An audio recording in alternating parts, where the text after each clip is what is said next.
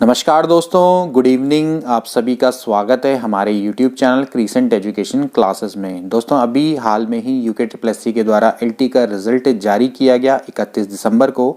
इसमें काफ़ी सारे बच्चों का सिलेक्शन हुआ जिन्होंने चैनल के माध्यम से स्टडी करी और उनके द्वारा ग्रैटिट्यूड भी शो किया गया। उन सभी को मेरी ओर से बधाइयाँ, शुभकामनाएं। इसके अलावा काफ़ी सारे बच्चों का चयन नहीं हुआ। तो आज की वीडियो दोस्तों आपके लिए ही है कि जिनका चयन नहीं हुआ है या फिर जिनका कुछ मार्क्स से रुक गया है तो उनके सिलेक्शन के क्या चांसेस बनते हैं, आज की वीडियो में दोस्तों हम डिस्कस करेंगे। सबसे पहली बात जो कि काफ़ी प्रश्न पूछा जा रहा है बच्चों के द्वारा, उनके मार्क्स को लेकर कि वे अपने मार्क्स कैसे देखें। इसके लिए दोस्तों मैंने आपको बताया भी था कि UKSSC की वेबसाइट में एक लिंक दिया गया है, हालांकि अभी वो ओपन नहीं हो रहा है। इसका सीधा सा मतलब है कि अभी आयोग के द्वारा मार्क्स को अपलोड नहीं किया गया है। हालांकि आपको ये पूरा अधिकार है जानने का कि आपके कितने मार्क्स आए हैं। आयोग के द्वारा जल्दी ही इनको अपलोड कर दिया जाएगा। इसके लिए मैंने आयोग को लगातार ईमेल भी की हैं, उनसे कांटेक्ट करने का प्रयास भी किया है, लेकिन अभी उनके कुछ कर्मचारियों से संपर्क नहीं हो पाया। लेकिन मुझे पूरी विश्वास है कि जल्दी ही आयोग के द्वारा आपके मार्क्स को अपलोड कर दिया जाएगा और आप सभी लोग अपने मार्क्स को देख पाएंगे। इसमें आपको मार्क्स देखने के लिए शायद आयोग PDF भी प्रोवाइड करेगा, जिससे कि आपको सारे बच्चों के मार्क्स पता चल पाएंगे। अब दूसरा जो प्रश्न था बोनस मार्क्स को लेके, देखिए बोनस मार्क्स मिले हैं, काफ़ी बच्चों को मिले हैं। मेरी काफ़ी बच्चों से कांटेक्ट हुआ और जिनका सिलेक्शन हुआ है सभी के 2, 3, 4 मार्क्स बढ़े हैं। मैथ्स में भी काफ़ी बच्चों के मार्क्स बढ़े हैं, किसी किसी के 4-4 मार्क्स भी बढ़े हैं। और सिलेक्शन में के दौरान जब उनके मार्क्स जब वो बात कर रहे थे कि जितने उनके मार्क्स आने चाहिए थे उससे उनके ज़्यादा ही मार्क्स आए हैं। कुछ बच्चों का हो सकता है कि मार्क्स ना बढ़े हों, लेकिन ज़्यादातर बच्चों के मार्क्स बढ़े हैं। तो जल्दी ही रिवाइज आंसर की भी मिलेगी। अदरवाइज अगर जारी नहीं होती है तो आप RTI के थ्रू भी दोस्तों मांग सकते हैं। ऐसी बात नहीं है, आपके पास एक चारा और बचता है कि आप RTI के थ्रू भी मांग सकते हैं।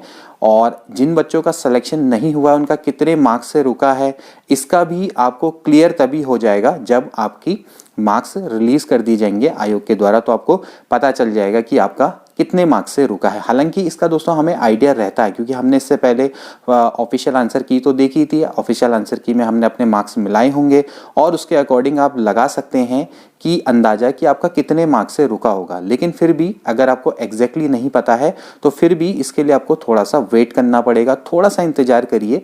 जल्द ही आयोग के द्वारा आपके मार्क्स को रिलीज कर दिया जाएगा। हमारी तरफ से भी पूरा प्रयास किया जा रहा है, आयोग को लगातार मेल किए जा रहे हैं कि वे जल्दी ही LT के सभी अभ्यर्थियों के मार्क्स को रिलीज करें। अब दोस्तों बात करते हैं कि जिनका सिलेक्शन नहीं हुआ है वे लोग क्या करें। देखिए दोस्तों, अगर आपका सिलेक्शन नहीं हुआ है, मैं आपको सबसे पहले उनकी बात करूंगा कि जिनका कुछ नंबर से रुक गया है। तो मैं आपको पहले भी बोल रहा हूं कि आप लोग अपना भी सिलेक्शन मान के चलिए। आपकी वेटिंग लिस्ट जरूर आएगी और आपको उसमें सिलेक्शन मिल जाएगा। हालांकि मैं उन लोगों की बात कर रहा हूँ जिनका अभी 1 या 1.5 या 2 नंबर से रुका है, उनके चांसेस पूरे के पूरे बनेंगे।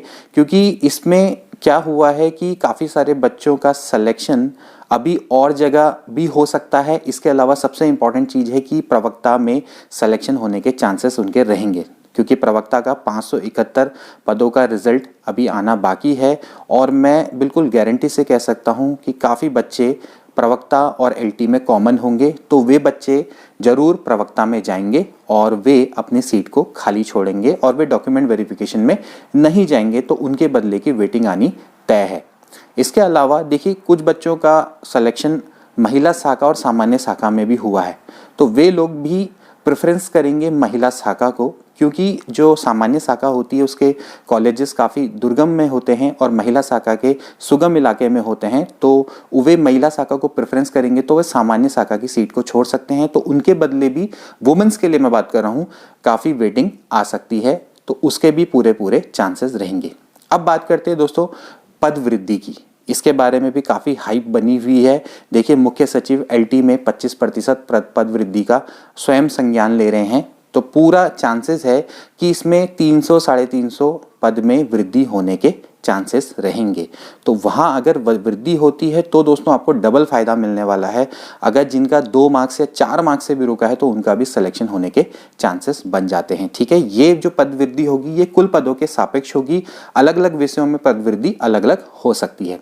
इसके अलावा प्रवक्ता की भी पद वृद्धि की बात चल रही है, 50% पद वृद्धि की बात की गई है। तो अगर LT प्रवक्ता में भी पद वृद्धि अगर होती है तो वहां पर तो आपको दोस्तों डबल फायदा मिलने के चांसेस है। अब एक प्रश्न उठकर आ रहा था कि जो लेक्चरर में पद वृद्धि होगी वो किस तरह से होगी। देखिए दोस्तों, ये जो पद वृद्धि होती है वो फाइनल जो जिन्होंने मुख्य परीक्षा दी है उनके लिए होती है। इसमें स्क्रीनिंग वालों के लिए कोई चांसेस नहीं होता, क्योंकि स्क्रीनिंग में ऑलरेडी आपकी छटनी हो चुकी है। तो जिनका स्क्रीनिंग में सिलेक्शन नहीं हुआ है उनको दोबारा से मुख्य परीक्षा के लिए चांस नहीं मिलेगा। मुख्य परीक्षा में जो विद्यार्थी असफल हो जाते हैं 1 या 2 मार्क्स से, उनको ही उसमें चांस मिलता है।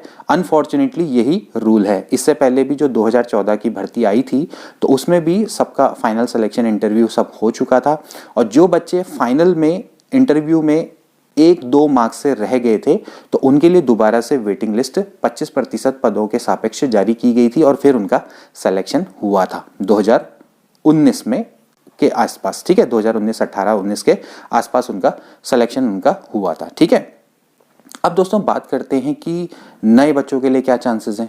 ठीक है, अब ये पद वृद्धि का कैसे आया, देखिए अभी मैं आपको एग्जैक्टली बताऊं, इसके पीछे का रीजन मैं आपको बताता हूं। देखिए, एक नियम होता है शिथिलीकरण। ठीक है, शिथिलीकरण का जो नियम होता है दोस्तों, ये गवर्नमेंट में एक अगर आपका एक सरकारी कर्मचारी है तो उसको शिथिलीकरण का लाभ दिया जाता है उसके पूरे सेवा काल में। ये कांग्रेस के समय पर शुरू हुआ था शिथिलीकरण का नियम, लेकिन ये भाजपा ने आते ही इसको बंद कर दिया था। अभी दोबारा से 1 साल के लिए शिथिलीकरण को चालू किया गया है। शिथिलीकरण का मतलब सीधा सीधा सा होता है दोस्तों कि आप अपने सेवा काल में जितना आपका प्रमोशन का टाइम पीरियड है उसके आधे टाइम पीरियड में आप प्रमोशन ले सकते हैं। जैसे कि अगर आपको LT से प्रवक्ता बनने के लिए 10 साल की आवश्यकता है तो आप 5 साल में ही प्रमोशन ले सकते हैं। इसको बोलते हैं शिथिलीकरण का लाभ। अब शिथिलीकरण के लाभ में दोस्तों हो क्या रहा है कि इस समय पर काफी सारे LT प्रवक्ता में बन जाएंगे और कई सारे जो प्रवक्ता टीचर हैं वो हेडमास्टर बन सकते हैं। उनके पूरे चांसेस बनते हैं, क्योंकि ये जो शिथिलीकरण का लाभ है दोस्तों ये जुलाई तक रहेगा। जून 2022 तक रहेगा, मतलब कि 30 जून तक ये पूरा का पूरा शिथिलीकरण का लाभ रहने वाला है। ठीक है, तो होगा क्या कि इसमें काफी सारे जो LT के टीचर्स हैं वो पदोन्नत हो जाएंगे प्रवक्ता में। इसी तरह से कई सारे टीचर्स हैं वो प्रवक्ता से पदोन्नति पा लेंगे हेडमास्टर में। ठीक है, तो होगा क्या कि LT के बहुत सारे पद खाली हो जाएंगे और सिमिलरली प्रवक्ता के भी बहुत सारे पद खाली हो जाएंगे, और अभी हो भी रहे हैं, क्योंकि काफी सारे टीचर्स हैं शिथिलीकरण का लाभ लगातार ले रहे हैं और ये लाभ जून तक चलता रहेगा, जिसका जिसका जैसे जैसे चांस आता रहेगा। तो इसका मतलब यह है कि शिक्षा विभाग में बहुत सारे पदों की भर्ती निकलेगी, यानी कि बहुत सारी सीट वैकेंट होने वाली है। इनमें से कुछ सीट पद वृद्धि के लिए ऑफकोर्स जाएंगी, लेकिन बहुत सारी सीट्स क्या होंगी, कन्वर्ट होंगी, जो कि आयोग के पास अधियाचन के लिए भेजी जाएंगी। तो ऐसी बात नहीं है कि नए बच्चों के लिए कोई चांसेस नहीं है, उनके लिए भी बहुत सारे चांसेस निकल कर आने वाले हैं। शिथिलीकरण का लाभ जब तक मिलेगा तब तक ये रहेगा कि बहुत सारी पद वृद्धि होगी। इसके अलावा देखिए जो तीसरा फैक्टर है कि वो पद कौन बढ़ा सकता है वो है रिटायरमेंट। देखिए रिटायरमेंट हमेशा जो शिक्षक है, शिक्षकों को एक विशेष लाभ मिलता है कि उनको सत्रांत लाभ मिलता है। अदरवाइज क्या होता है कि जैसे कोई भी कर्मचारी की अगर हम बात करें जो शिक्षण कार्य में नहीं है, मतलब कि जो एक शिक्षक नहीं है, शिक्षक के अलावा जो अन्य कर्मचारी होते हैं वो जिस महीने ज्वाइनिंग लेते हैं उसी महीने उनका रिटायरमेंट होता है। अगर आपने अगस्त 2001 में ज्वाइनिंग ली है तो अगर माना आपकी ज्वाइनिंग आपका 30 साल की सर्विस है तो अगस्त 2030 में आपका रिटायरमेंट हो जाएगा। ठीक है, लेकिन शिक्षक एक ऐसी जॉब है जिसको कि सत्रांत लाभ मिलता है, उसको बीच सत्र से आप हटा नहीं सकते। यानी कि वो जब भी ज्वाइनिंग लेगा तो उसको सत्र के अंत में ही रिटायर होगा। अगर वो बीच में ही रिटायर हो जाएगा तो फिर बच्चों की पढ़ाई का क्या होगा, है ना। जैसे माना गणित का शिक्षक है, उसने जुलाई में या फिर अगस्त में ज्वाइनिंग ली तो आप उसको अगस्त में नहीं हटा सकते, वो 20 सेशन से नहीं हटा सकते, तो उसको सत्र का लाभ मिलता है। तो अभी क्या होगा कि सत्र एंड हो जाएगा ना मार्च के टाइम पे, तो उस समय पर भी भारी रिटायरमेंट रहेंगे कई सारे शिक्षकों के।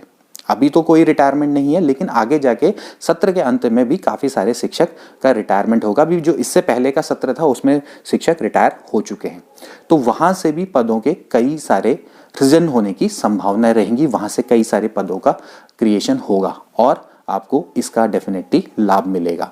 तो कोशिश पूरी है कि आयोग के द्वारा आपकी मार्कशीट को जारी कर दिया जाए, आपके कितने मार्क्स आए हैं उससे आपको पता लगे। इसके अलावा जो वेटिंग लिस्ट है उसके बारे में भी पूरा हमारा रहेगा कि हम लगातार इसके बारे में पता करते रहें। मैंने आपको पहले ही बोल दिया है कि 1 मार्क्स 1.5 मार्क्स से जिसका रुका है उसके पूरे चांसेस हैं कि उसका सिलेक्शन हो जाएगा। अब बात करते हैं आल्ट के रिजल्ट की। तो आल्ट का जो रिजल्ट है दोस्तों अभी वो न्यायालय में विचाराधीन है। न्यायालय का जब तक रिजल्ट नहीं आता तब तक उसको आयोग ने अपने पास सुरक्षित रख रखा है, तब तक आयोग रिजल्ट जारी नहीं कर सकता। और जल्दी ही इस पर जैसे ही रिजल्ट आएगा तो आयोग उसमें रिजल्ट जारी कर देगा। हालांकि इसमें कभी कभार देर भी लग सकती है, जैसे कि पिछले बार लेक्चरर बायोलॉजी के रिजल्ट में हुआ था। लेक्चरर बायोलॉजी का जो रिजल्ट था, जब पिछला प्रवक्ता की भर्ती निकली थी 2018 में, तो लेक्चरर बायोलॉजी का रिजल्ट काफ़ी डिले हो गया था। पहले बाकी रिजल्ट निकाल दिए गए थे और मैंने आपको पहले भी इसके बारे में बताया था कि एलटी आल्ट का रिजल्ट से इसके बाकी के रिजल्ट में कोई फर्क नहीं पड़ने वाला। एलटी आल्ट का जो रिजल्ट है वो उसकी जो सुनवाई है वो अपना आप चलती रहेगी और बाकी का रिजल्ट आयोग जारी कर देगा, क्योंकि पहले भी ऐसा होते हुए आया है।